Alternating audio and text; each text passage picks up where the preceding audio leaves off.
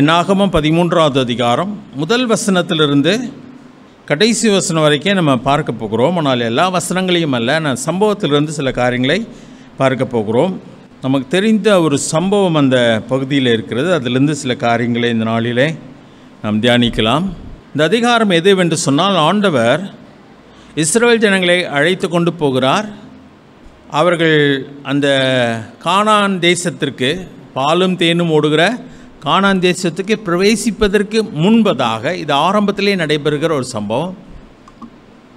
ஆண்டவர் சொல்லுகிறார், 2வது வசனத்தை வாசிக்கிறேன், முதல் 2 வசனங்களை வாசிக்கிறேன். கர்த்தர் மோசையை நோக்கி, நான் இஸ்ரவேல் புத்திரருக்கு கொடுக்கும் கானான் தேசத்தை சுற்றி பார்ப்பதற்கு நீ மனிதரை அனுப்பு, ஒவ்வொரு பிதாக்களின் கோத்திரத்திலும் ஒவ்வொரு பிரபுவாகிய புருஷனை அனுப்ப வேண்டும் என்றார். சரி, இது நடந்த ஒரு காரியம். யார் செய்ய சொன்னது? ஆண்டவர் தான் செய்ய சொன்னார். இதே காரியத்தை யோசுவா காலத்திலும் 2வது அதிகாரத்தில் பார்க்குறோம். யோசுவா 2 பேரை அனுப்புகிறார். ஆனால் இது முதல்ல மோசேயின் காலத்திலே ஆண்டவர் ஏறக்குறைய 1 ஆண்டு காலம் கடந்த பின்பு இது நடைபெறுகிற ஒரு சம்பவமாக இருக்கிறது. இதில் மட்டும் இஸ்ரவேல் ஜனங்கள் கீழ்ப்படிந்திருப்பார்களே, ஆனால் என்ன பண்ணியிருப்பாங்க? 1 வருஷத்துக்குள்ளேயே கானான் தேசத்துக்குள்ளே போயிருப்பாங்க. ஆனால் கீழ்ப்படியாததுனாலே அதுக்கப்புறம் 40 ஆண்டுகள் என்ன பண்ணாங்க? வனாந்திரத்திலே சுற்றி அலைந்தார்கள். ஆண்டவர் சொல்லுகிறார், நீ அவங்க உள்ளுக்கு போகிறதுக்கு முன்னாடி ஒரு 12 பேரை மட்டும் நீ என்ன பண்ணு, தெரிந்தெடுத்து அவங்கள முன்னாடி போய் பார்த்துட்டு வர சொல்லு. வந்து அவங்க யார்கிட்ட சொல்லுவாங்க? ஜனங்கள்கிட்ட சொல்லுவாங்க அப்படி சொல்லுங்க. எதற்காக ஆண்டவர் இப்படி செய்யணும்? செஞ்சதுலான தானே வம்பு வந்துருச்சு. செய்யாமல் இருந்திருந்தால் என்ன ஆயிருக்கலாம்? பேசாமல் உள்ளே கொண்டு போய் மோசையை விட்டுருப்பார் அப்படின்னு நமக்கு தோணுதுகிறது. ஆனால் தேவனுடைய திட்டம் அது. சரியா? ஏன்னா இவங்களுக்கு ஒன்றுமே தெரியாது. யாத்ராகமம் 3வது அதிகாரத்தில் ஆண்டவர் முதல் முறை மோசையை அழைத்த பொழுது இந்த தேசத்தை பற்றி அவர்களுக்கு அவனிடத்திலே சொல்கிறார், மோசையினிடத்தில் சொல்கிறார். அதை தான் மோசை இஸ்ரவேல் ஜனங்களிடத்திலே சொல்லியிருப்பான். எப்படிப்பட்ட தேசத்தை தேவன் உங்களுக்காக ஆயத்தம் பண்ணி இருக்கிறார் என்பதை சொல்லியிருப்பான்.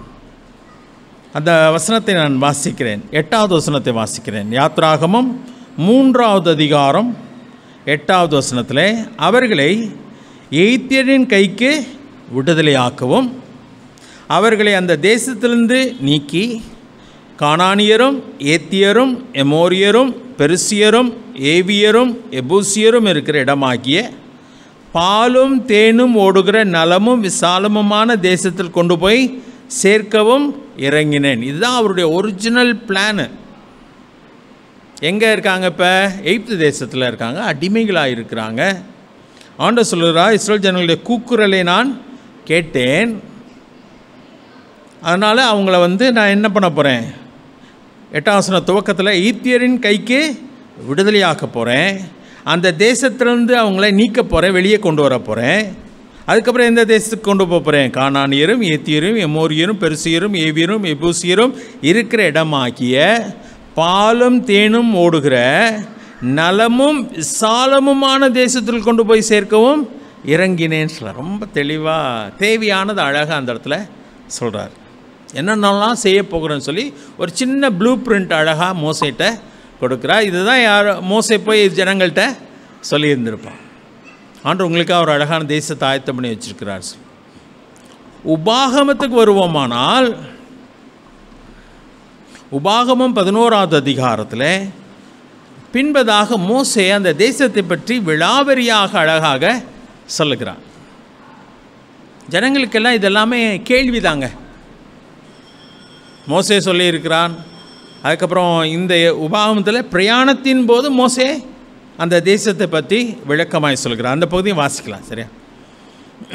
கிறிஸ்தவ வாழ்க்கை என்பது எவ்வளோ அற்புதமானது என்பதை இந்த உலகத்துக்கு எடுத்து காட்டும்படியாக நானும் நீங்கள் என்னவாக இருக்கிறோம்? சாட்சிகளாக இருக்கிறோம். சரியா? அவங்களுக்கு தெரியாது பரலோகனாலும் என்னன்னு தெரியாது. ஒரு மதத்தில் பார்த்தீங்கன்னா பரலோகம்னு சொன்னால் அங்கேயும் 7 பொம்பளைங்க இருப்பாங்க அப்படின்ற மாதிரி ஒரு கருத்து. என்னென்னா பரலோகம்னா அப்படி தான் நினச்சிக்கிட்டு இருக்காங்க. அங்கேயும் தேவர்கள், தேவதைகள், தேவிகள் அப்படியே ஆடிட்டே இருப்பாங்க. அப்படி இன்னொரு மதத்தில் இருக்குது. அங்கேயும் ஓய்வுமாடா இந்த பிரச்சனை அப்படின்னு நம்ம நினைக்க வேண்டியதாக இருக்குது. ஆனால் பிதாவும் பிள்ளைகளுமாக அவ்வளோ சந்தோஷமாக நானும் நீங்களும் இருக்கோம். நம்ம வேதாந்தத்தில் பரலோகத்தை பற்றி சொல்லப்பட்டது போல் வேறு எதுலையுமே கிடையாது. கிறிஸ்தவ வாழ்க்கை, தேவனுடைய வார்த்தை, சரியா, அவரோடு கூட வாழ்ந்த 12 சீஷர்களை பார்த்த ஆண்டவர் சொன்னார், நீங்கள் எனக்கு சாட்சிகள். அவரிடத்தில் கேட்ட பார்த்த காரியங்களுக்கு யார் சாட்சி? அவங்க சாட்சி. இன்றைக்கு உலகத்திற்கு யார் சாட்சிகள்? வாழ்ந்து கொண்டிருக்கிற நானும் நீங்களும் சாட்சிகள். சரி, அது ரொம்ப முக்கியமான ஒரு காரியம். அந்த தலைப்பாக எடுத்துக்கொண்ட யோசித்த காரியம்னா தெரிந்தெடுக்கப்பட்டவனின் கடமையும் கவனமும். தெரிந்தெடுக்கப்பட்டவனின் கடமையும் கவனமும். மோசேயை ஏன் ஆண்டவர் உண்மையுள்ள சாட்சின்னு சொல்கிறாரு? அவன் தேவன் சொன்னதை நம்பினான். அது அப்படியே யார்கிட்ட சொன்னான்? ஜனங்களிடத்தில் சொல்கிறான். மாற்றி சொல்கிறதுக்கு யாருக்கு உரிமை கிடையாது. தேவனுடைய வசனத்தை உள்ளதை உள்ளபடி நான் என்ன சொல்லணும்? மற்றவங்களுக்கு எடுத்து சொல்லணும். இப்படி கேட்டால் அவங்களுக்கு பிடிக்காது, அதனால் கொஞ்சம் மாற்றி சொல்லுவோம். இப்படி சொன்னால் யாருமே ஆண்டுகிட்ட வரமாட்டாங்க, அதனால் கொஞ்சம் நைஸாக சொல்லுவோம். அப்படிலாம் மாற்றுறதுக்கு யாருக்கு உரிமை கிடையாது, நமக்கு உரிமை கிடையாது. உள்ளதை உள்ளபடி சொல்ல வேண்டும். ஆண்டு சொல்லிட்டார், உலகத்தில் உங்களுக்கு உபத்திரவம் உண்டு. பைபிளில் இல்லைன்னு சொல்லவே இல்லை. இன்னும் சொல்லுகிறார், என் நாமத்து நிமித்தம் நீங்கள் எல்லாராலும் பகைக்கப்படுவீர்கள் தான் அப்படி தான் சொல்லியிருக்கிறார்.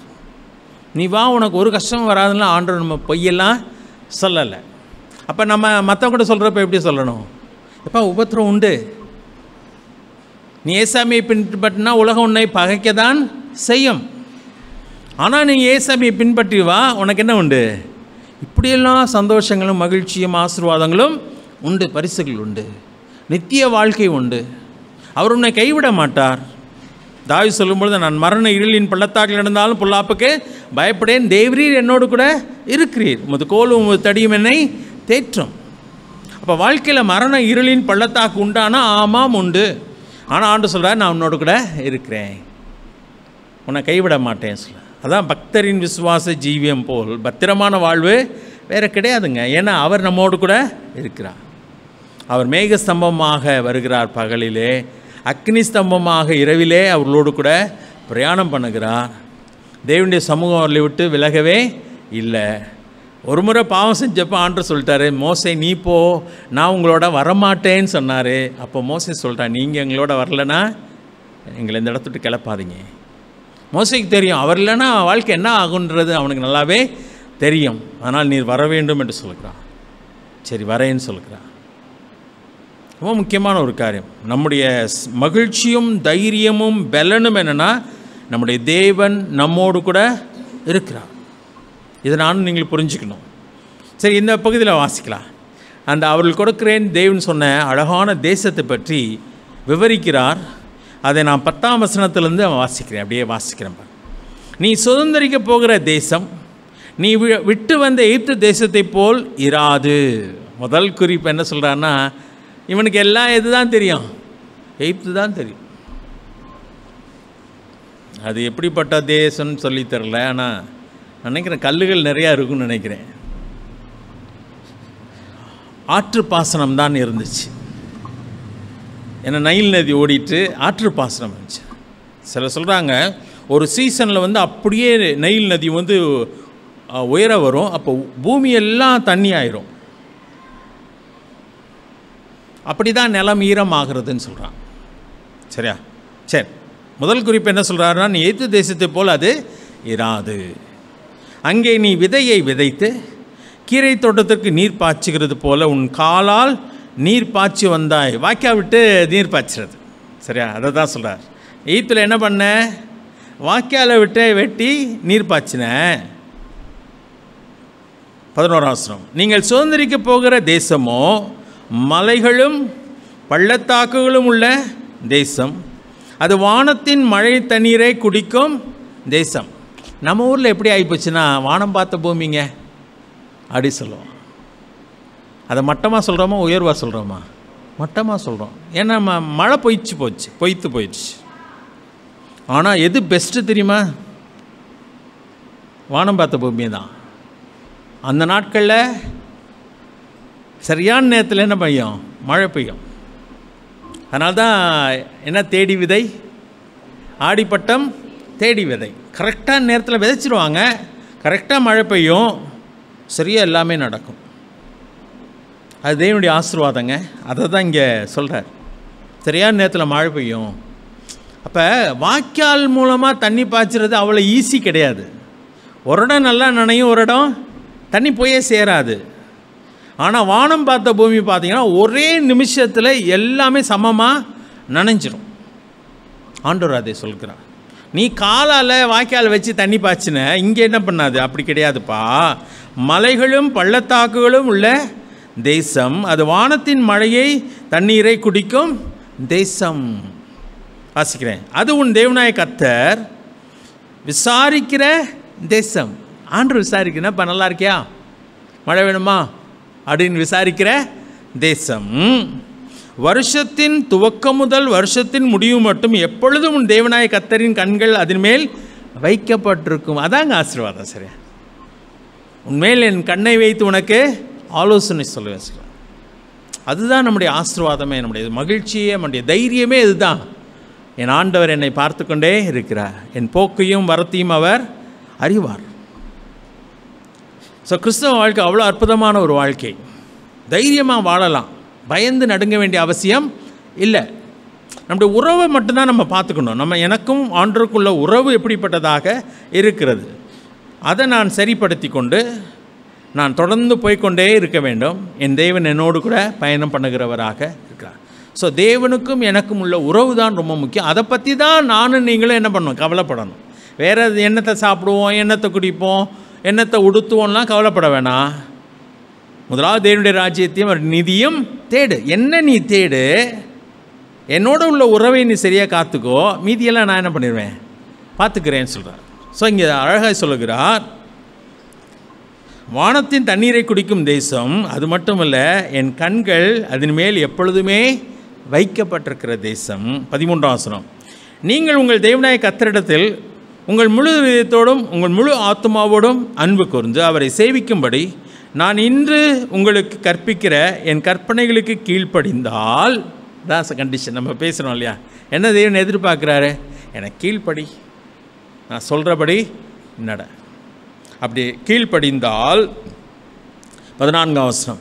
நீ உன் தானியத்தையும் உன் திராட்சை ரசத்தையும் உன் எண்ணெயையும் சேர்க்கும்படிக்கு நான் ஏற்ற காலத்தில் உங்கள் தேசத்திலே முன்மாரியையும் பின்மாரியையும் பெய்ய பண்ணி. அப்படின்னா என்ன, மழை காலம்தான். அதாவது விதைக்கிறப்பையும் என்ன வேணும், மழை வேணும். அது பயிர் ஆகிறப்பையும் என்ன வேணும், மழை வேணும். அந்தந்த நேரத்தில் முன்மாறி பின்மாறின்னு சொல்கிறார். பெய்ய பண்ணி 15ஆம் வசனம். மிருக ஜீவனுக்காக உன் வெளிகளிலே புல் முளைக்கும்படி செய்வேன். ஆடு மாடுக்கு நீ எவ்வளோ தான் அறுத்து போடுவீங்க? அதுவும் ஆட்டுக்கு அறுத்து போட்டு ஆகாதுங்க, அது தின்னுக்கிட்டே இருக்கும். ராத்திரி 12 மணிக்கு போய் பார்த்தாலும் அது தின்னுட்டு தான் இருக்கும். எவ்வளோ தான் போட முடியும்? ஆனால் பூமி விளைஞ்சிருச்சுன்னு வச்சுக்கோங்க, அது சாப்பிட்டுட்டே இருக்கும். அதை தான் ஆண்டவர் இங்கே சொல்லுகிறார். ஏன்னா இஸ்ரேல் ஜனங்களுக்கு எது தான் முக்கியம், ஆடு மாடு தான். ஸோ அவ்வளோ ஆடு மாடுகள்னால் அவங்களுக்கு மேய்ச்சல் வேணும். ஆபிரகாமுக்கும் லோத்துக்கும் பிரச்சனை என்ன தான், நிலம் பத்தலை மேய்க்கிறதுக்கு, அதனால தான் அவங்க பிரிகிறாங்க. ஸோ அது ரொம்ப முக்கியமான. சரி, மிருக ஜீவனுக்காக உன் வெளிகளிலே புல் முளைக்கும்படி செய்வேன், நீ சாப்பிட்டு திருப்தி அடைவாய் என்கிறார். அப்படி சொல்லுவார், நீ சாப்பிட்டு திருப்தி அடைவாய். இதுதான், இப்படிப்பட்ட ஒரு இடத்துக்கு நான் உன்னை கொண்டு போய் சேர்க்க போகிறேன். அப்போ தெளிவாக ஆண்டவர் சொல்லிட்டார். யாத்ராமத்தில் வாசித்தது ஆண்டவர் மோசைக்கு சொன்ன காரியம். இது மோசே ஜனங்களுக்கு சரி இப்படிப்பட்ட தேசத்துக்கு போக போகிறீங்கப்பா. ஆனால் சில நேரத்தில் இஸ்ரேல் ஜனங்களுக்கு என்ன ஆயிடுது, சந்தேகம் வருது, மோசே எங்கடா நம்மளை கூட்டிகிட்டு போகிறாரு, உண்மையாகவே இவர் நம்மளை கூட்டிகிட்டு போவாரா மாட்டாரா? இவ்வளோ நாள் ஆச்சே, அப்படியே நம்மளை ஏமாற்றி போடுவாங்களோன்ற ஒரு சந்தேகம் இருக்கிறது. ஆனால் ஆண்டவர் சொல்கிறாரு, அவங்க ஜனங்கள்லேருந்தே ஒரு 12 பேரை சூஸ் பண்ணப்பா. அவங்க போய் எதை பார்த்துட்டு வரட்டும், அந்த தேசத்தை பார்த்துட்டு வரட்டும். ஆண்டவர் இன்னொரு காரியம் என்னென்னா, எங்கே நுழைய போகிறோன்னு தெரிஞ்சு நுழையிறது நல்லதா நல்லது இல்லையா? நம்ம வாழ்க்கையை பற்றி, கிறிஸ்தவ வாழ்க்கையை பற்றி சொல்லும் பொழுது ஆண்டவர் அதனால தான் சொல்கிறார், செல்லும் கணக்கை கணக்கு பாருன்னு சொல்கிறார். அதாவது செல்லும் செலவை கணக்கு பாருன்னு சொல்கிறார். ஆண்டவர் பின்பற்றுறதுக்கு நம்ம கொடுக்க வேண்டிய கிரயம் என்னன்னு தெரிஞ்சு வரணுங்க. ஊழியக்காரனாக வரும்போது தெரிஞ்சு வரணும், எதற்கு ஆயத்தமாக வரணும். இந்த சுமையை நாம் சுமக்கிறோம். அதனால சொல்கிறேன், என்னை ஒருவன் பின்பற்றி வர விரும்பினாதான் சொல்கிறாரு, என்னதான் நீ என் தன்னைத்தான் வெறுத்து தன் சிலுவை எடுத்துக்கொண்டு அனுதினமும் என்னை பின்பற்ற கடவன். யாரையும் ஆண்டவர் கட்டாயப்படுத்தலை. கிறிஸ்தவ வாழ்க்கை ரொம்ப சுகமான வாழ்க்கைலாம் கிடையாதுங்க, நல்லா புரிஞ்சுக்கோங்க. சுகமான வாழ்க்கைலாம் இல்லை. உலகம் நம்மளை வெறுக்கும்.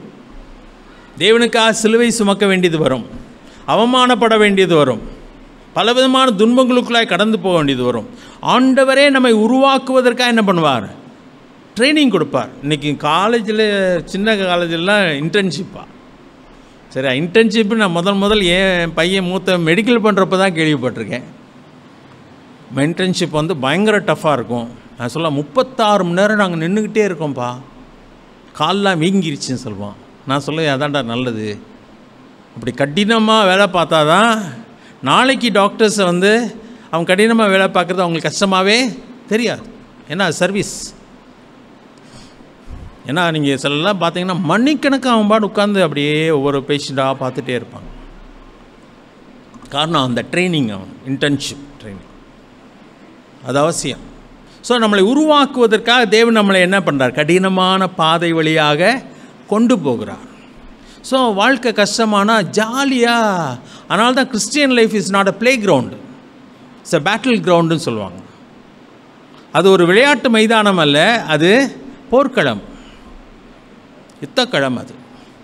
அப்போ எப்பயுமே ஆபத்துகள் இருக்குது, எதிரி இருக்கிறான், தாக்கக்கூடும். அதன் மத்தியிலே நான் வாழ வேண்டும்.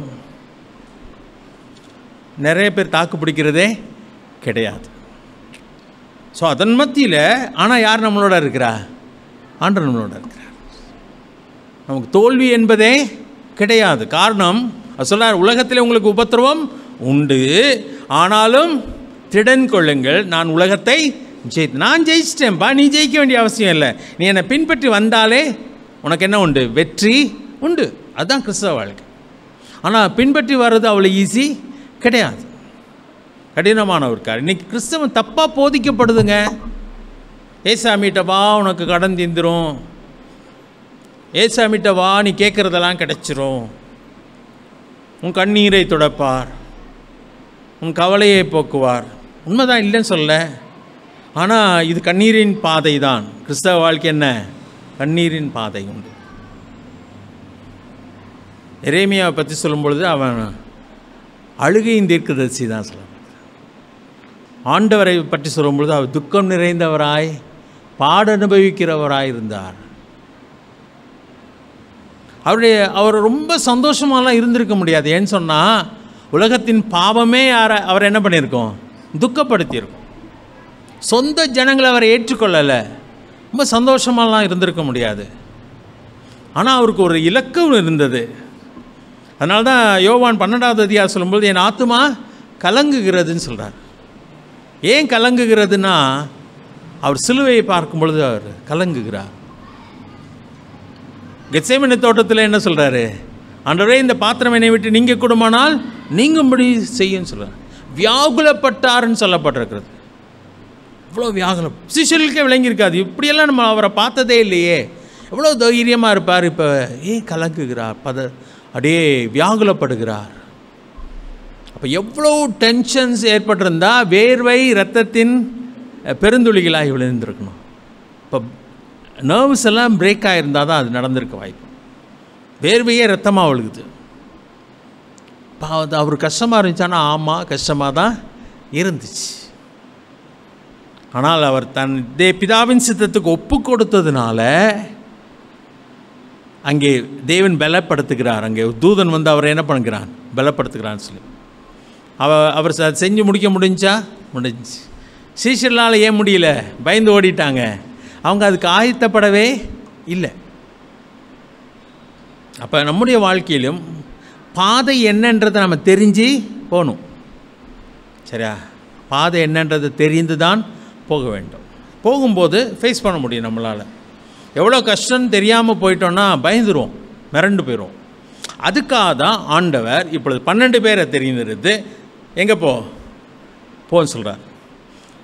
யார் யாருன்ற பெயர்லாம் அங்கே சொல்லப்பட்டிருக்கு. 6வது வசனத்தில் மட்டும் வாசிக்கலாம். யூதா கோத்திரத்தில் எப்னேயின் குமாரன் காலேப், இந்த இவரை நம்மளுக்கு நல்லா தெரியும். அதுக்கப்புறம் 8வது வசனத்தில் எப்ராஹிம் கோத்திரத்தில் நூனின் குமாரன் ஓசையா தான் யோசுவா. சரியா? அது வந்து 16ஆம் வசனத்தில் யோசுவா என்று மோசே பெயரிட்டிருந்தான் என்று சொல்லப்பட்டிருக்கு. யோசுவான்னு சொன்னால் யெஷுவா, ஜீசஸ், ஏசு எல்லாமே ஒரே பெயர்கள் தான். ரட்சகன் யோசுவா, யெஷுவா, ஏசு எல்லாமே ஒரே வார்த்தை. ஸோ இந்த 2 பேர் நமக்கு நல்லா தெரியும். ஏன்னா இவங்க 2 பேர் தான் எங்கே போனாங்க? கானான் தேசத்துக்குள்ளே போனாங்க. ஸோ இந்த 12 பேரில் இவங்களும் 2 பேராக இருக்கிறாங்க. ஸோ இவங்களுக்கு என்ன கடமை கொடுக்கப்பட்டது என்பதை நம்ம பார்க்கலாம். சரியா? இந்த தலைவர்களாய் தேர்ந்தெடுப்பதே பெரிய ஸ்லாக்கி. ஏன் 12 பேரில் இவ்வளோ லட்சக்கணக்கான பேரில் எத்தனை பேரை தேர்ந்தெடுத்தாங்க? 12 பேர். இவங்களுக்கு என்ன ஸ்லாக்கின்னு நினைக்கிறீங்க? முதல் உங்களுக்கு மோசே கூட பார்த்தது கிடையாது. யார் போய் பார்த்துட்டா? இவங்க போய் பார்த்தாங்க. வேற என்ன ஆசீர்வாதம் இருந்துச்சு? அதை வந்து விளக்கி சொல்லக்கூடிய ஒரு கிருபை அவங்களுக்கு இருந்துச்சு. மோசே கூட பார்த்தது இல்லைங்க. ஆண்டவர் சொன்னதை வச்சு அவர் விளக்குகிறார். ஆனால் இவங்க என்ன பண்ணுறாங்க? போய் பார்த்து அதை அனுபவித்து சொல்கிறாங்க. இன்றைக்கி நம்ம எப்படி சாட்சி சொல்லணும்? படிச்சுட்டு சொல்கிறதா? வாழணுங்க. ஆண்டவரை ருசித்து பார்க்க வேண்டும். கர்த்தர் நல்லவர் என்பதை ருசித்து பாருங்கள்.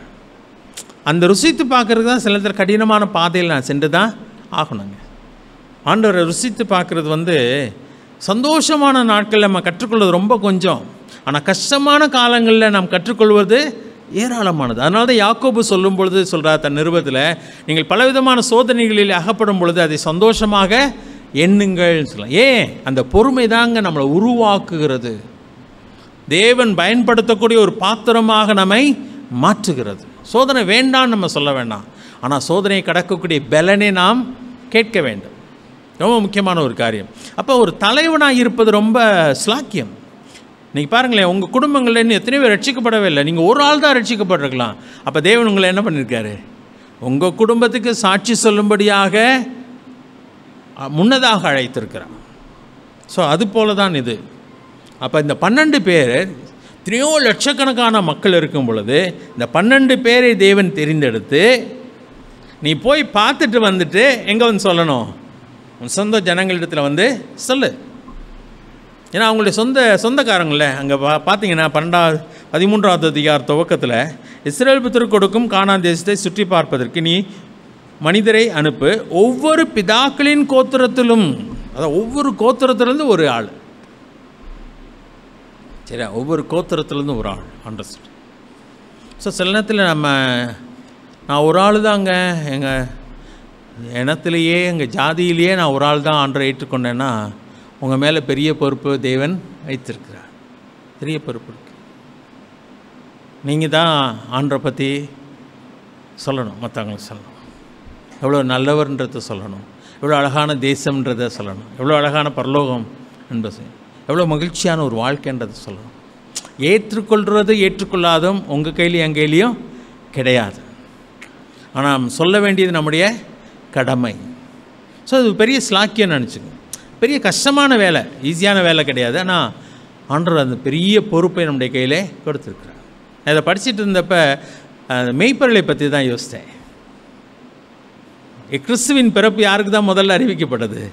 மெய்ப்பொருளுக்கு தான் அறிவிக்கப்பட்டது. ஆனால் சொல்கிறா எல்லா ஜனங்களுக்கும் மிகுந்த சந்தோஷத்தை உண்டாக்கும் நற்செய்தி உங்களுக்கு அறிவிக்கிறேன்.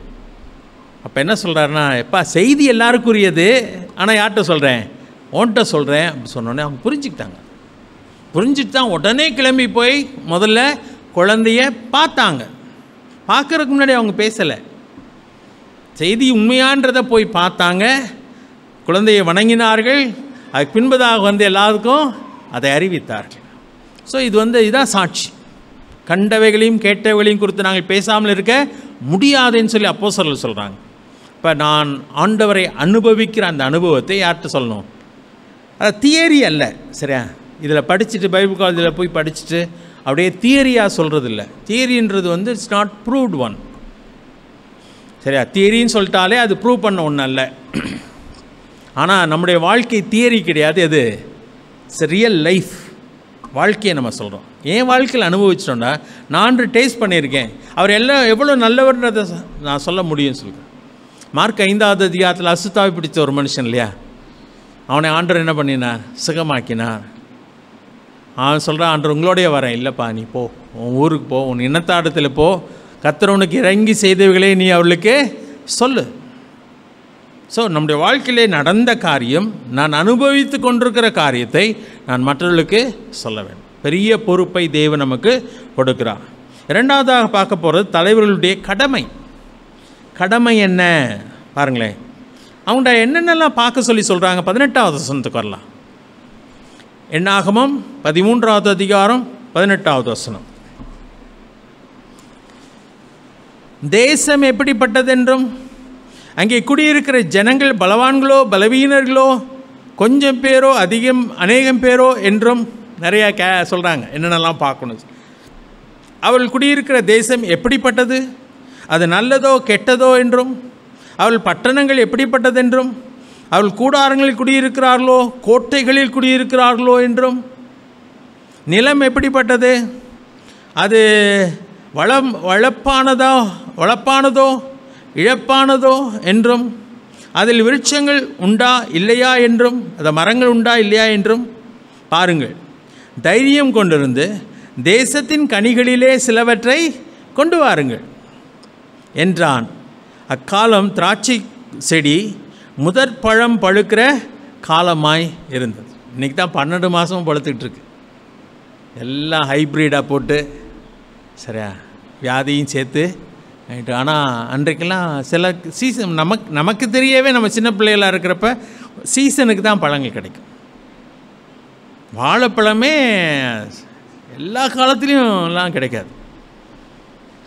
ஆனால் இன்றைக்கி எல்லா காலத்துலேயும் எல்லா பழமும் கிடைக்கிற மாதிரி இருக்குது. எப்படி தான் கொண்டு வராங்க தெரியல, செஞ்சு கொண்டு வராங்க தெரியல, அப்படி இருக்குது. சரியா? இப்போ பாருங்களேன், என்னென்ன பார்த்துட்டு வர சொல்கிறாரு. தேசம் எப்படிப்பட்டது போய் சொல்லு. அதில் நீங்கள் நல்லா கவனித்து பார்த்தீங்கன்னா குடிகள் எப்படிப்பட்டவர்கள், குடியிருக்கிறவங்க எப்படிப்பட்டவங்களாம் பாருங்கள் சொல்கிறேன். சரியா? ஸோ இவங்களுடைய கடமை என்ன, இதெல்லாம் பார்த்து இவங்ககிட்ட அதை சொல்லணும். எதுக்காக? நீ போகிற தேசம் இப்படி தான். அதுவும் அந்த தேசம் சும்மா காலியாலாம் கிடக்கல, யாரெல்லாம் குடியிருக்கிறாங்கன்னு சொல்லி ஏற்கனவே ஆண்டவர் தெளிவாக சொல்லி இவங்கெல்லாம் அங்கே குடியிருக்கிறாங்கன்னு சொல்லிட்டார். ஸோ அந்த தேசத்தில் போய் அந்த மக்கள் எப்படிப்பட்டவங்க எல்லாமே பார்த்துட்டு வாங்க அப்படின்னு சொல்லிக்கிறார். ஸோ இவங்க பார்த்துட்டு வராங்க. சரியா? கடமை அதுதான். இன்றைக்கும் மக்கள் கேட்குற கேள்விக்கு நானும் நீங்களே பதில் சொல்லக்கூடிய நபர்களாக இருக்க வேண்டும். ஒவ்வொரு விசுவாசம் எப்படி இருக்கணுங்க. ஏன்னா உலகம் தெரிஞ்சுக்கிட விரும்புது. ஏசு எப்படிப்பட்டவர் அப்படி சொன்னால் என்ன பண்ணணும், எப்படிப்பட்டவர் நான் சொல்கிறதுக்கு ரெடியாக இருக்கும். ஏதாவது நம்ம விசாரித்தாங்கன்னா அதை சொல்லுவதற்கு நாம் ஆயத்தமாக இருக்க வேண்டும். அதுதான் ஒரு கிறிஸ்தவனுடைய மிக முக்கியமான ஒரு காரியம். வாங்க எங்கள் பாஸ்டர்கிட்ட போய் கேட்கலாம், தப்பில்லை, பாஸ்டர்கிட்ட போய் கேட்கலாம். ஆனால் நீங்கள் ஆன் த ஸ்பாட்டு சொல்லணும். நீங்கள் சாட்சிகள் இல்லையா? ரொம்ப முக்கியமான ஒரு காரியம். ஆண்டவர் அதுக்காக தான் தெரிந்து கொண்டார் நம்மை, தெரியாதுன்னு சொல்லுவதற்கு அல்ல. ஸோ இவங்க போகிறாங்க. சரியா? இவங்க போகிறாங்க. நான் 25 வசனத்தை பாருங்கள். அவர்கள் தேசத்தை சுற்றி பார்த்து 40 நாள் சென்ற பின்பு திரும்பினார்கள். எத்தனை நாள் சுற்றி பார்த்தாங்க? 40 நாள்.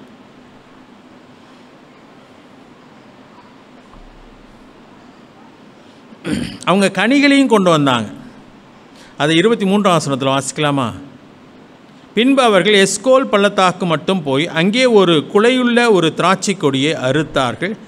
அதை ஒரு தடியிலே 2 பேர் கட்டி தூக்கி கொண்டு வந்தார்கள். பழங்களிலும் அத்திப்பழங்களிலும் சிலவற்றை கொண்டு வந்தார்கள். அப்போ திராட்சை கொலை எப்படி இருந்திருக்கு? பயங்கர பெருசு. 2 பேர் சேர்ந்து தூக்குற மாதிரி. அதுவும் அவங்க நம்மள சரியா இஸ்ரேல் ஜனங்கள் அன்றைக்கு இருந்த மக்கள் தூக்குறதுனா அது எவ்வளோ பெருசாக இருந்திருக்குன்னு சொல்லி தெரியல. நம்ம கொலையை விட அது பெருசாக தான் இருந்திருக்கணும். ஒருவேளை காய் ஒருவேளை சின்னதாக இருந்திருக்கலாம், தென்னமங்காய் மாதிரி பெருசாக இருக்கணும்னு அவசியம் இல்லை. ஆனால் இன்றைக்கி இஸ்ரேல் நாட்டில் பெரிய பெரிய திராட்சைகள் இருக்குது. இப்போ அந்த மாதிரி இருந்திருக்கு. இப்போ எவ்வளோ பெருசாக இருந்திருக்கணும், அதெல்லாம் எடுத்துகிட்டு வராங்க. ஸோ 26ஆம் வசனம் கடைசியில் பார்த்தீங்கன்னா, இஸ்ரவேல் புத்திரராகிய சபையார் எல்லாரிடத்திலும் சேர்ந்து அவர்களுக்கும் சபையார் அனைவருக்கும் சமாச்சாரத்தை அறிவித்து தேசத்தின் கனிகளை அவளுக்கு காண்பித்தார்கள். நம்ம போகிற தேசம் பார்ப்பா, பழமெல்லாம் எப்படி இருக்குது பாப்பா, ஒரு திராட்சை கொலை எப்படி இருக்குது பாவோன்னு காமிக்கிறாங்க. இப்போ எல்லாருக்கும் பயங்கர சந்தோஷமாக இருந்திருக்கும். சரியா? 27ஆவது வசனம். அவர்கள் மோசேயை நோக்கி, நீர் எங்களை அனுப்பின தேசத்திற்கு நாங்கள் போய் வந்தோம், அது பாலும் தேனும் ஓடுகிற தேசம்தான். ஆண்டு சொன்ன உண்மைதான். இது அதனுடைய கனின்னு சொல்லலாம். பாலும் தேனும் ஓடுகிற தேசம்னா என்ன நினைக்கிறீங்க? ஒருத்தர் இப்படி சொல்கிறாரு, பாலை மடுவில் பீச்சுறதுக்கு ஆளே இல்லை, அதுவே போகிறது. தேனை எடுக்க ஆள் இல்லை, அதுவே ஒழுகுது. பாலும் தேனும் ஓடுகிற தேசம் என்று சொல்கிறார். அவ்வளோ செழிப்பான ஒரு தேசம். அது உண்மைதான்னு சொல்கிறாங்க, போய் இல்லைன்னு சொல்லலை இவங்க. சரியா? முதல் நீங்கள் சொன்னது உண்மை, தேசம்தான் இது அதனுடைய கனி. 28ஆம் வசனம். ஆனாலும் இங்கே தான் சொல்லி போட்டாங்க, பிள்ளையார் சொல்லி போட்ட மாதிரி எதையோ போட்டா. ஆனாலும் அந்த தேசத்திலே குடியிருக்கிற ஜனங்கள் பலவான்கள். ஆனாலும் சொல்ல வேண்டிய அவசியம் கிடையாது. சரியா? இந்த ஆனாலும் வந்துட்டாலே அது நெகட்டிவாக போயிடும். ஆனால் உண்மை இல்லையா? தேசத்தின் குடிகள் பலவான்களா இல்லையா? பலவான்கள் தான். அவனும் சோடைகள்லாம் கிடையாது. இப்படிப்பட்ட ஒரு செழிப்பான தேசத்தில் வாழணும்னா அவன் எப்படி இருப்பான்னு பாருங்களேன். நிச்சயமாக இப்போ இன்றைக்கி அமெரிக்காக்காரனை பார்த்தீங்கன்னா அவன் வாட்ட சாட்டமாக இருக்கிறான். நம்மளோட ஹைட்டு, நம்ம ஆவரேஜ் ஹைட்டே குறைவு. காரணம் என்னென்னா அவனுடைய தீனி வித்தியாசம், நம்முடைய தீனி வித்தியாசம், நம்முடைய வசதிகள் குறைவுகள் இருக்குது. இன்னும் ட்ரைபல் ஏரியாக்குள்ளே போனீங்கன்னா நறுங்கி போயிருக்கிறாங்க. அவனுக்கு 24 வயசாகிடுச்சு, ஆனால் மீசை முளைக்காமல் கிடக்குது. காரணம் அது நிறைய பாதிப்புகள் இருக்குது. அவங்க கொஞ்ச நாள்லேயே வயசானவங்க மாதிரி மாறுறாங்க. காரணம் நிறைய வசதி குறைவுகள். சரியா? நம்ம வம்சத்துலேயே பார்த்தீங்கன்னா என்னுடைய அப்பாலாம் கொஞ்சம் குட்டையாக தான் இருப்பாங்க. நான் அவங்களோட ஹைட்டு, என் பிள்ளைங்க என்னோட ஹைட்டு. ஏன்? எங்கள் அப்பாவுக்கு அவ்வளோ சாப்பாடு கிடச்சிருக்காது, கஷ்ட காலத்தில் வளர்ந்தவங்க. ஆனால் எங்களுக்கு ஓரளவுக்கு நல்ல சாப்பாடு கிடச்சி, என் பிள்ளைகளுக்கு அதை விட நல்ல சாப்பாடு. அதனால அந்த வளர்ச்சி இருக்குது. இன்றைக்கி எல்லா பிள்ளைகளும் தடுதடியாகவே வேறு ஆகிப்போச்சு. இப்போ அளவுக்கு மிஞ்சி ரவுண்டாக மாறிட்டாங்க. அது இந்த ஃபாஸ்ட் ஃபுட்னால் வருதுன்னு நினைக்கிறேன். தேவையில்லாத காரியத்தை சாப்பிட்றதுனால விஷத்தை தானே சாப்பிட்ற மாதிரி ஆகிப்போச்சு. இன்றைக்கி நாகரிகம்னு சொல்லிட்டு எல்லாமே இப்படி ஆயிடுச்சு. அப்போ இந்த மக்கள் எப்படி இருந்திருப்பாங்க? அப்போ என்ன சொல்ல, அந்த ஆனாலும் அங்கே வரக்கூடாது. ஆக்சுவலாக வராமல் என்ன சொல்லியிருக்கோம்? இதுதான் தேசத்தினுடைய கனி. அந்த தேசத்தின் குடிகளையும் பார்த்தோம். ஜனங்கள் பலவான்கள், பட்டணங்கள் அரண்யப்பானவைகளும் மிகவும் பெரியவைகளுமாய் இருக்கிறது. அங்கே ஏனாக்கின் குமாரையும் கண்டோம் அப்படி சொல்கிறாங்க. அது பெருசாக இருந்தாங்க. 29. அமலேக்கியர் தென்புறமான தேசத்தில் குடியிருக்கிறார்கள். ஏத்தியரும் எபூசியரும் எமோரியரும் மலைநாட்டில் குடியிருக்கிறார்கள். கானானியர் கடல் அருகேயும் யோர்தான் அண்டையிலும் குடியிருக்கிறார்கள் என்றார்கள். சரி, இப்போ இன்ஃபர்மேஷன் கொடுத்தாச்சு, எல்லாமே கொடுத்துட்டாங்க. பட்டணம் எப்படிப்பட்டது, தேசம் மக்கள் எப்படி, எங்கெங்கே யார் குடியிருக்கிறா எல்லாமே சொல்லிட்டாங்க. 30ஆம் வசனத்தில் உடனே காலேப் அங்கே வரார். காலேப் சொல்லுகிறார், மோசேக்கு முன்பாக ஜனங்களை அமர்த்தி அமைதலாருங்க அப்படி சொல்லிட்டு, நாம் உடனே போய் அதை சுதந்திரித்து கொள்வோம், நாம் அதை எளிதாய் ஜெயித்து கொள்ளலாம் என்றான்.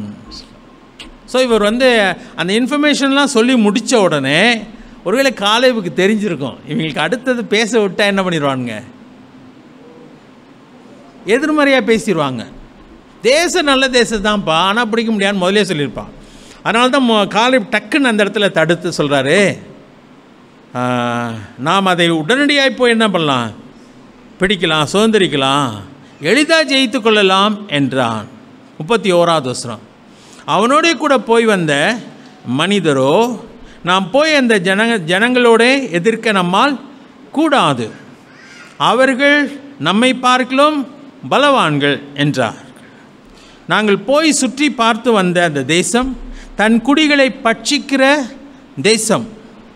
நாங்கள் அதில் கண்ட ஜனங்கள் எல்லாரும் மிகவும் பெரிய ஆட்கள். அங்கே ராட்சத பிறவியான ஏனாக்கின் குமாரனாகிய ராட்சதரையும் கண்டோம். நாங்கள் எங்கள் பார்வைக்கு வெட்டுக்கிளிகளைப் போல இருந்தோம், அவர்கள் பார்வைக்கும் அப்படியே இருந்தோம் என்று சொல்லி, இப்படி இஸ்ரவேல் புத்திரருக்குள்ளே தாங்கள் சுற்றி பார்த்து அந்த தேசத்தை குறித்து துர்ச்செய்தி பரம்ப பண்ணினார்கள். இந்த இடத்துல ஒரு கேள்வி கேட்குறேன், இந்த மக்கள் செய்த தவறு என்ன? இப்படி பேசினது தப்புன்னு நீங்கள் சொல்லிடுவீங்க ஈஸியாக, ஆனால் உண்மையான தவறு என்னன்றது நீங்கள் சொல்லுங்கள். தேசம் சரியில்லைன்னு சொல்லவே இல்லை அவங்க. ஆண்டவர் அவங்களுக்கு கொடுத்த கட்டளை என்ன? தேசம் எப்படிப்பட்ட தேசம், ஜனங்கள் எப்படிப்பட்ட ஜனங்கள், பட்டணம் எப்படிப்பட்டது, கனிகள் எப்படிப்பட்டது, பூமி எப்படிப்பட்டது, அதை தான் பார்த்துட்டு வர சொன்னார். பிடிக்க முடியுமா, பிடிக்க முடியாதா, சுதந்திரிக்க முடியுமா, முடியாதான்னு சொல்லி ஆண்டவர் இங்கே ஆலோசனை சொல்லவே இல்லை. நல்லா புரிஞ்சுக்கோங்க, யோசிக்காமல் பேசுகிறாங்க. நான் சொல்கிறேன் இல்லையா, கிறிஸ்தவ வாழ்க்கை கஷ்டமா, கஷ்டம் இல்லையா? கஷ்டம்தான்.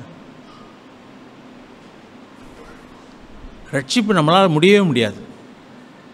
நாம் பலனற்றவர்களாக இருந்தபோது கிறிஸ்து நமக்காக என்ன பண்ணினான், மரித்தார். நம்மளால் கிரியமே செலுத்த முடியாதுங்க.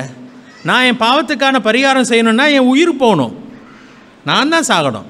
பாவம் செய்கிற ஆத்துமா சாகும். ஆனால் அதை என்னால் செலுத்த முடியாது, ஏன்னா நான் செலுத்தினேன்னா செத்து போயிடுவேன். அப்போ அதை செய்ய முடியாதனால தான் யார் செஞ்சது? தேவன். அது என் ரட்சிப்பிலிருந்து நான் பரலோகம் பிரவேசிக்க மட்டும், என் பரலோகத்தில் எனக்கு ஆசீர்வாதங்கள் எல்லாவற்றையும் கொடுக்க மட்டும் யார் தான் செய்ய போகிறது? நான் என் முயற்சியினால் எதையும் செய்ய போகிறது இல்லை. என் பின்னாடி வரையான்னு ஆண்டவர் கேட்கிறார். பாதை கடினம், நெருக்கமான பாதை, இடுக்கமான வாசல், ஆனால் என் பின்னாடி வரையா. அந்த வழி எங்கே போகுது? ஜீவனுக்கு போகிறது. இடுக்கமான வாசல், நெருக்கமான வழி அது, ஆனால் அது ஜீவனுக்கு போகிறது. விசாலமான வாசல், வழியும் விசாலமாக இருக்கிறது. அது எங்கே போகிறது? அழிவுக்கு போகிறது. எந்த வழியில் வரேன்னு ஆண்டு கேட்குறார். இவ்வளோ அழகான பாலும் தேனும் ஓடுகிற தேசம், எய்த்திலிருந்து வெளியே வர்றது மட்டும் லேசாக இருந்துச்சா என்ன? அதுலேருந்து வெளியே வர முடியாதுங்க. தேவன் பலத்த கரத்தினாலும் ஓங்கிய புயத்தினாலும் அவங்களை என்ன பண்ணார்? வெளியே கொண்டு வந்தார். இன்றைக்கி ஒரு மனிதன் பிசாசின் பிடியிலேருந்து வெளியே வரணும்னு சொன்னால் அதெல்லாம் மனுஷனால் முடியவே முடியாது. தேவன் செய்கிற காரியம். நம்மளால் ஒரு மனுஷன் ரட்சிக்கவே முடியாது. ஜெபம் பண்ணலாம், சுவிசேஷத்தை அறிவிக்கலாம், வேறு ஒன்றுமே செய்ய முடியாது. அப்போ தேசம் எப்படின்னு தான் பார்க்க சொன்னார் ஆண்டவர்.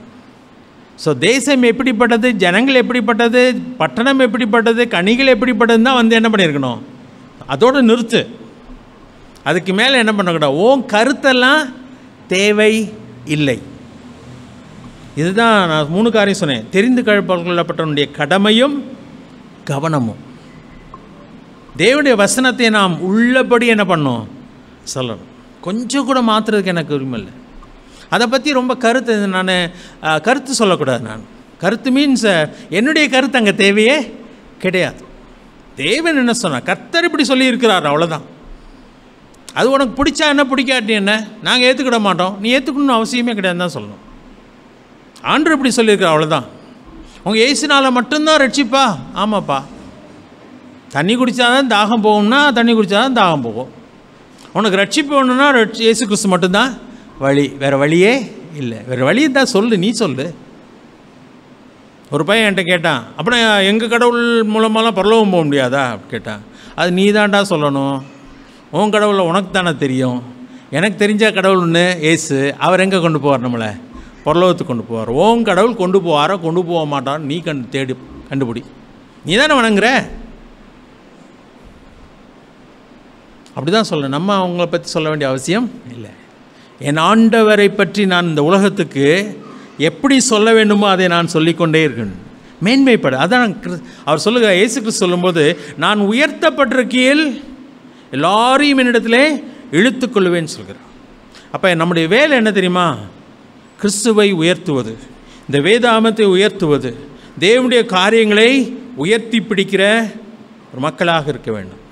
ஜனங்கள் பார்க்கணும், நம்ம சந்தோஷத்தை பார்க்கணும், நம்முடைய பூரிப்பை பார்க்கணும். இந்த ஆண்டவரை பற்றி பின்பற்றுகிறதுல இருக்கிற மகிழ்ச்சியை மக்கள் என்ன பண்ணணும், பார்க்கணும். நீங்கள் மட்டும் இவ்வளோ நல்லா சந்தோஷமாக இருக்கீங்களே, எப்படிங்க இருக்கீங்க? அதாங்க ரகசியமே, ஏசாமி கொடுக்குற மகிழ்ச்சி. எங்களுக்கு பாவ மன்னிப்பு இருக்கிறது. எந்த மதத்திலும் இல்லைங்க பாவ மன்னிப்பெல்லாம் இல்லைங்க. அவங்க போய் முங்கிட்டு வருவாங்க, அவ்வளோதான். எங்கே போனாங்க இப்போ யூபியில்?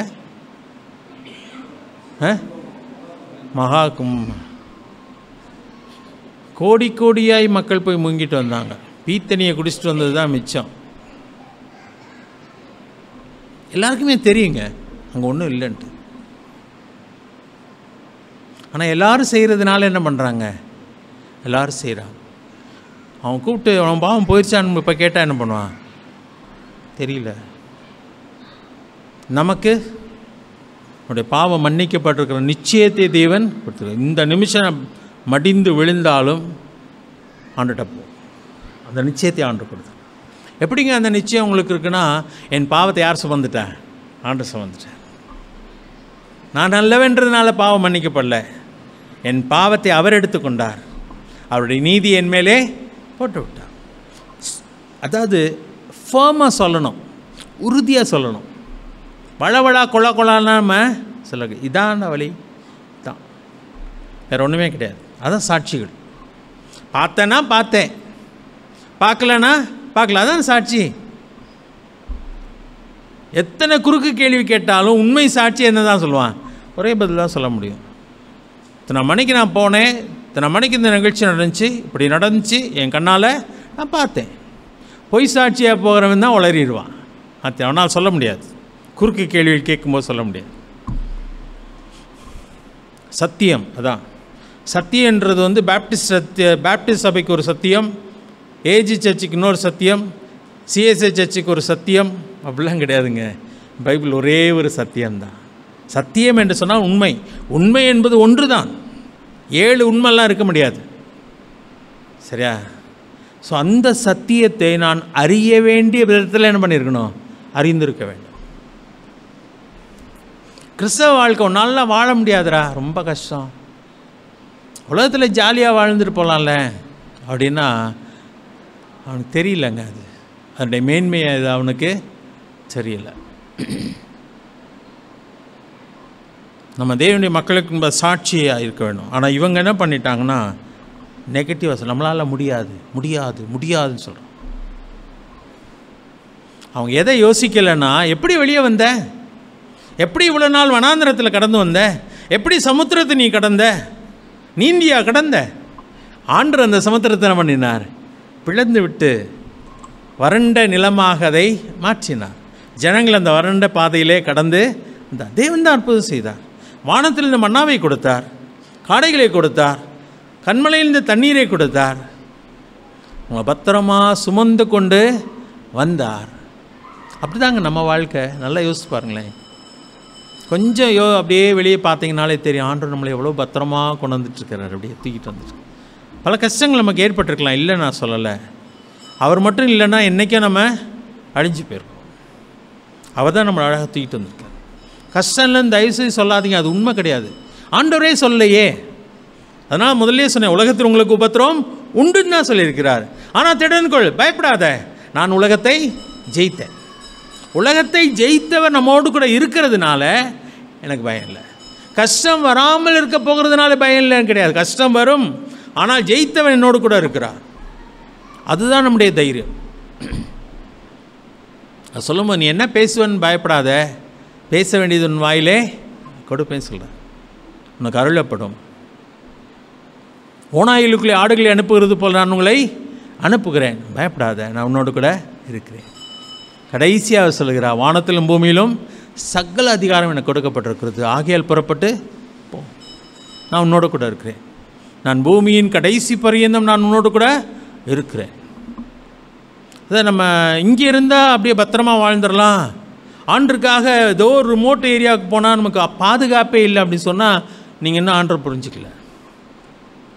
இங்கே இருந்தாலும் தேவனுடைய பாதுகாப்பு இருந்தால் தான் நம்மளால் வாழ முடியும். அங்கே இருந்தாலும் அதே தாங்க. இங்கே இருந்தாலும் நமக்கு ஆக்சிடென்ட் நடந்து சாக முடியும், அங்கே இருந்தாலும் அதே இது நடக்கும் முடியும். ஒருத்தர் ரோட்டில் நடுவில் நின்று பேசிக்கிட்டு இருந்தான், ஒரு ஆள் ஏன்டா நடுவில் நிற்கிற, ஓரத்தில் போய் நில்றான்னு சொன்னது கத்தி வச்சு குத்திவிட்டான், அவ்வளோதான், செத்து போனார். இருந்தால் அவ்வளோ ஆபத்துகள் நம்ம இடத்துலையே இருக்குங்க. அவ்வளோ பயங்கரமான ஆபத்துகள் இருக்குது. எவனையோ கொல்ல வந்து எவனையோ கொன்ற கதைகள்லாம் நம்ம கேட்டிருக்கிறோம்ல. எங்கேயுமே பாதுகாப்பு நமக்கு கிடையாது. தேவன் நம்மோடு கூட இருக்கிறார், அதனால் போயிட்டு வந்துட்டுருக்கோம். நமக்கு ஆபத்துக்கு ஏற்பட முடியுமா? ஏற்பட முடியும். நமக்கு வாழ்ந்தாலும் செத்தாலும் என்ன தான், ரெண்டு ஒன்று தான். 92 நினைக்கிறேன், எங்கள் அம்மா ரொம்ப சீரியஸ் ஆகிட்டாங்க சொல்லி டாக்டர் சொல்லி எல்லாம் சொல்ல வேண்டியவங்களுக்கெல்லாம் சொல்லிடுங்க அப்படின்னு சொல்லிட்டாங்க. 24 மணி நேரம் தான் சொல்லிட்டாங்க. எனக்கு கொஞ்சம் கஷ்டமாக தான் இருந்துச்சு. தம்பி வந்து அமெரிக்காவில் இருந்தான் அப்போ. அப்போ வந்து ஃபோன்லாம் கிடையாது. 92 அங்கே மெயின் ஆஃபீஸுக்கு போய் டெலகிராம்லாம் கொடுத்துட்டு திருப்பி வந்துட்டு இருந்தேன் சைக்கிளில் தனியாக. இப்போ சைக்கிள் தான், வண்டியும் கிடையாது. மனசு கொஞ்சம் கஷ்டமாக தான் இருந்துச்சு. அப்போ 24 மணி நேரம் கடந்துச்சு. டாக்டர் வந்தார், எங்கள் அம்மாட்ட பேசிக்கிட்டு இருந்தார். என்னம்மா பயந்துட்டிங்களாம்மா அப்படின்னு கேட்டார். அம்மா ஒரு வார்த்தை சொன்னாங்க, நான் செத்தா ஆண்டரோடு இருக்க போகிறேன், சாகலைன்னா ஆண்டருக்காக இருக்க போகிறேன். எனக்கு அது நான் அந்த வயசில் எனக்கு வந்து பயங்கர த்ரில்லிங்காக இருந்துச்சு அந்த வார்த்தை. எனக்கு அவ்வளோ மகிழ்ச்சியாக இருந்துச்சு. என்ன நம்பிக்கை இல்லை, செத்தா நான் அவரோட இருக்க போகிறேன், சாகலைன்னா நான் அவருக்காக இருக்க போகிறேன். எவ்வளோ சிம்பிளில். அதாங்க வாழ்க்கை. மரணம் நமக்கு பெரிய காரியமே கிடையாது. ஒருவேளை இருக்கிறவங்களுக்கு தான் கஷ்டம், போகிறவனுக்கு ஒரு கஷ்டமும் இல்லை. நம்ம ஈஸியாக போயிடலாம், ஜாலியாக போயிடலாம். ஆனால் ஒருவேளை நம்ம விட்டுட்டு போகிறோம்ல, அவங்களுக்கு தான் கஷ்டம். அந்த பொறுப்புகளை நினைக்கும் பொழுது தான் நம்ம இருக்க வேண்டியது. பவுல் கூட அதை சொல்கிறார், உங்கள் நிமித்தம் நான் இருக்க விரும்புகிறேன், மற்றபடி நான் இந்த தேகத்தை விட்டு குடி போகவும் கத்தடத்தில் குடியிருக்கவும் அதிகமாக விரும்புகிறேன்னு சொல்கிறார். ஆசை எல்லாருக்குமே அதுதான். ஆனால் நிறைய பொறுப்பு இருக்கே, செய்யணுமே, அதனால் இன்னும் கொஞ்ச நாள் இருக்கணும். பிள்ளைகளுக்கு செய்ய வேண்டிய பொறுப்பு, குடும்ப பொறுப்புகள்லாம் இருக்குது. ஸோ அதனால் ஆண்டவர் அதை பார்க்கிறார். சரியா, பயப்பட வேண்டிய அவசியம் கிடையாது. ஆண்டவருடைய உத்தரவு இல்லாமல் ஒரு அடைக்கலான்குரியும் தரையிலே விழுவது கிடையாது. உன்னுடைய மயிரெல்லாம் எண்ணப்பட்டிருக்குன்னு சொல்லி ஆண்டவர் சொல்கிறார். அவர் எல்லாமே கவுண்ட் வச்சுருக்கிறார், கரெக்டாக வச்சுருக்கிறார். பயப்பட வேண்டிய அவசியம் இல்லை. ஸோ அது அந்த தைரியத்தை தான் நம்ம அனுபவிக்கணும், அதை மற்றவங்கள்ட்ட சொல்லணும். அது சொல்லும் பொழுது தான் ரியல் எஃபெக்ட். அது உலகம் நம்ம ஆச்சரியமாக பார்ப்போம். இன்றைக்கி மட்டும் கிறிஸ்தவம் வேதாவும் சொல்லுகிற கிறிஸ்தவமாக இருக்குமானால் இந்த உலகம் ரட்சிக்கப்படுமா? ரட்சிக்கப்படாதா? ரட்சிக்கப்படும். இன்னைக்கு கிறிஸ்தவம் அப்படி இல்லைங்க. நம்ம ஓட்டைகள்லாம் நமக்கு தெரியுதை விட சுற்றி இருக்கிறவனுக்கு எல்லாமே தெரியுது. கிறிஸ்தவத்தை அவ்வளோ கேவலமாக பேசுகிறாங்க, கொள்ளையடிக்கிறாங்க, எல்லா சிங்கங்களும் உள்ளுக்கு இருக்குது. வெளியே போய் நம்ம பேசவே முடியல, பேசினாலும் எடுபட மாட்டேது. காரணம் என்னென்னா சாட்சியற்ற வாழ்க்கை, கிறிஸ்தவருடைய சாட்சியற்ற வாழ்க்கையினால். அன்பை பற்றி பேசுகிறோம், ஆனால் கிறிஸ்தவத்துக்குள்ளே அன்பு இருக்கான்னு பார்த்தீங்கன்னா எங்கேயா? பரிசுத்தத்தை பற்றி பேசுகிறோம், கிறிஸ்தவத்தில் பரிசுத்தம் இருக்கானா? பெரிய கேள்விக்குறியாக இருக்குது. நீதியை பற்றி பேசுகிறோம், நீதியுள்ள தேவன் சொல்கிறோம், ஆனால் நீதி இருக்கான்னு பார்த்தா பெரிய கேள்விக்குறியாக இருக்குது. அதுதான் ப்ராப்ளம். கிறிஸ்தவத்துக்கு தடையாக இருப்பது ஆர்எஸ்எஸ் அல்ல, விஹெச்பி இல்லை, பஜ்ரங்தலும் இல்லை. யார் தான்? நம்ம தாங்க. நம்முடைய சாட்சியற்ற ஒரு வாழ்க்கை. அப்போ இந்த மக்கள் தவறான தேசத்தை குறித்த துர்ச்செய்தியை பரம்ப பண்ணினார்கள். ஒரே ஒரு வசனத்தை மட்டும் வாசித்து முடிச்சிடலாம். 14வது அதிகாரத்துக்கு 6வது வசனத்திலிருந்து வாசிக்கிறேன் பாருங்கள்.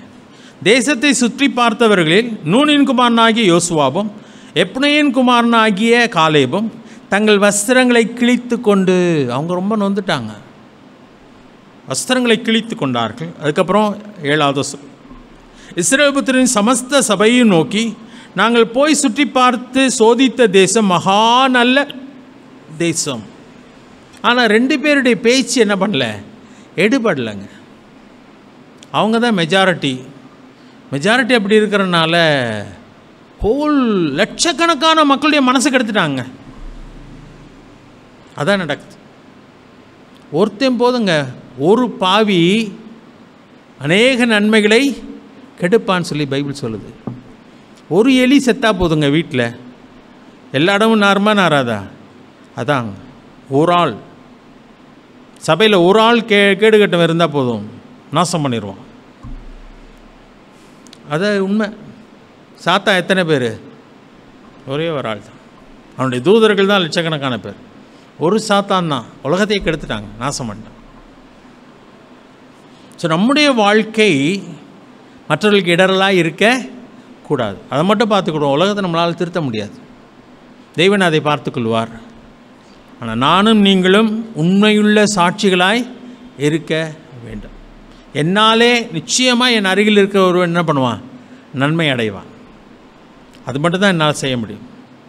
உலகத்தையே மாற்ற முடியுமா? மாற்ற முடியாது. சரியா? அப்போ இவங்க கதறாங்க, சட்டையை கிழிச்சிக்கிட்டாங்க. அவங்க சொல்கிறாங்க மகா நல்ல தேசம்.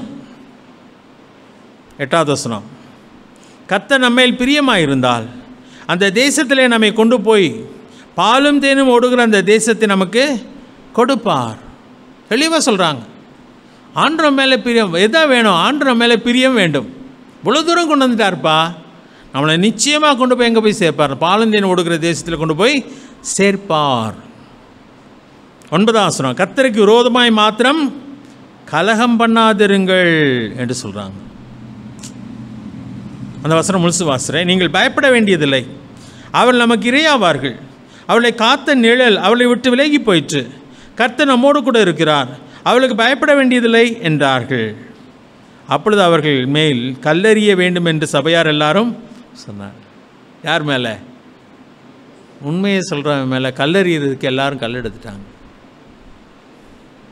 அதுதான் உண்மை. அப்போ துன்பங்கள் எதனாலெல்லாம் வருது பாருங்களேன். உண்மையை சொன்னால் கூட துன்பம் வரும். ஆண்டவர் சொல்லிட்டார், என் நிமித்தம் எல்லாராலும் நீங்கள் பகைக்கப்படுவீர்கள். அது உண்மையான ஒரு காரியம். ஆனாலும் ஒரு தெரிந்தெடுக்கப்பட்ட மனுஷனுடைய கடமை என்னென்னா, பார்த்தது அப்படியே சொல்லணும். கவனம் என்னென்னா, யாரையும் இடர பண்ணிவிடக்கூடாது, தேவையில்லாது பேசக்கூடாது. அவிசுவாச வார்த்தைகளை உங்கள் வாயில் கொட்டாதீங்க. பிள்ளைகள் இருக்கும்போது புலம்புறது சில ஈஸியாக பேசுகிறாங்க. விசுவாசியாக என்ன பிரயோஜனம்? ஜோமணி என்ன பிரயோஜனம்? நீங்கள் பாட்டு பேசிட்டு போயிடுவீங்க. அது யார் மனசில் பதிஞ்சிரும்? பிள்ளைங்க மனசில் பதிஞ்சிரும். ஆண்டவரை பற்றி நான் உயர்த்த வேண்டுமே ஒழிய ஆண்டவரை பற்றி நான் என்ன பண்ணக்கூடாது, மோசமாக பேசக்கூடாது. அதான் சொல்லுற 9வது வசனத்தில், கர்த்தருக்கு விரோதமாக மாத்திரம் கலகம் பண்ணாது. ரொம்ப ஜாக்கிரதையாக இருக்கும். நம்முடைய வாயில் அவிசுவாசமான வார்த்தைகள் வரக்கூடாதுங்க. அதனால்தான் அந்த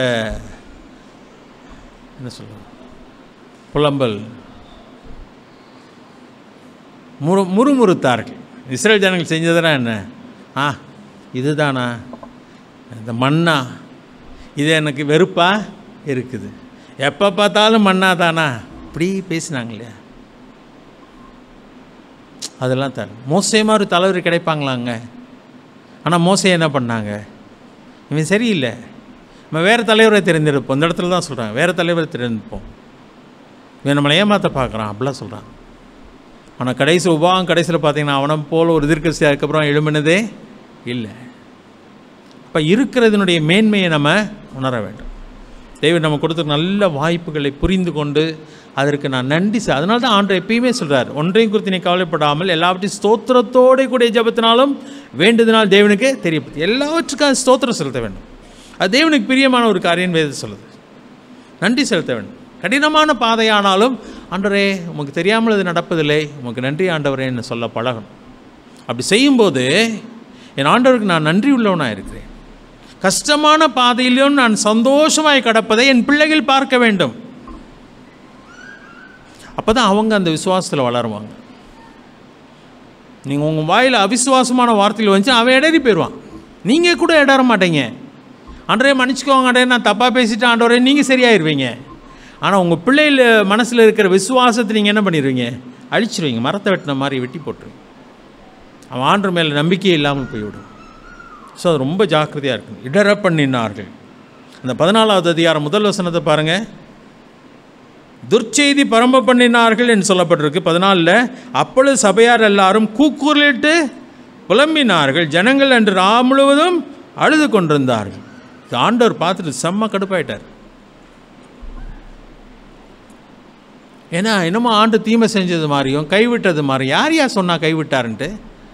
அவர் தான் சொன்னார், போய் பார்த்துட்டு வா, நீ போகிற தேசம் எவ்வளோ அழகான தேசம், போய் பார்த்துட்டு வா, அதுதான் உனக்கு கொடுக்க போகிறேன். அவர் எவ்வளோ சந்தோஷமாக போய் 12 பேரை அனுப்பி விட்டா. அவன் எல்லாத்தையும் கெடுத்துவிட்டான். அது எவ்வளோ பயங்கரமான ஒரு காரியம் இல்லை? ஸோ தேவன் நம்ம எவ்வளோ சாட்சிகளாக நம்ம ஏற்படுத்தியிருக்கிறார்.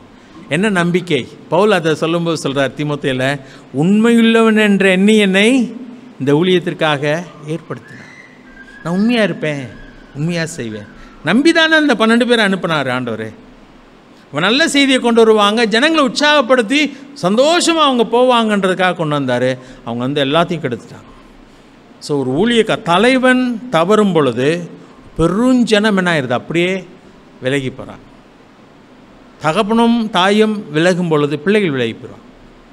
ஒரு போதகர் விழுந்து போகும் பொழுது சபை கெட்டு போகிறது. தேவனால் ஏற்படுத்தப்பட்ட நல்ல தலைவர்கள் கெட்டு போகும்பொழுது ஒரு பெருக்கூட்டம் அப்படி அழிந்து போகும். இன்றைக்கி ஆண்டுடைய நாமம் தூஷிக்கப்படுவதற்கு காரணம் நல்ல சாட்சிகள் நாம் இல்லை. அதுதான் பிரச்சனை. இப்போ தலைவருடைய கடமையும் கவனமும் ரொம்ப முக்கியமான ஒரு காரியம். ஸோ நம்முடைய வாழ்க்கையில் நாம் சாட்சி உள்ளவர்களாக இருப்போம். ஆண்டுக்காக பேசுவோம். உள்ளதை உள்ளதாக நம்ம எடுத்து ஜனங்களுக்கு காட்ட வேண்டும். உயர்த்தி பிடிக்க வேண்டும் ஆண்டவரை. ஆண்டவரை உயர்த்தும் பொழுது தேவன் எல்லாராலும் அறியப்படுவார். ஜெபம் பண்ணலாமா? தலையில் தாழ்த்தும். எங்களை நேசிக்க நல்ல ஆண்டவரே,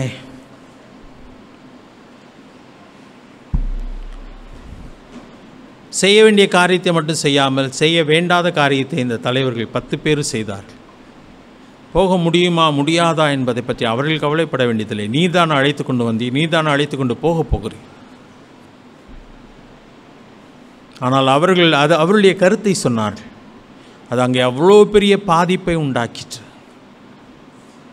ஆண்டவரே, நாங்கள் கூட உமக்கு உண்மையுள்ள சாட்சிகளாக இருக்க கிருபை தாரும். நீர் என்ன சொன்னீரோ அதை மட்டும் நாங்கள் மக்களுக்கு எடுத்து சொல்லக்கூடிய கிருபை எங்களுக்கு தான். எங்களுடைய கருத்துக்கள் அல்ல,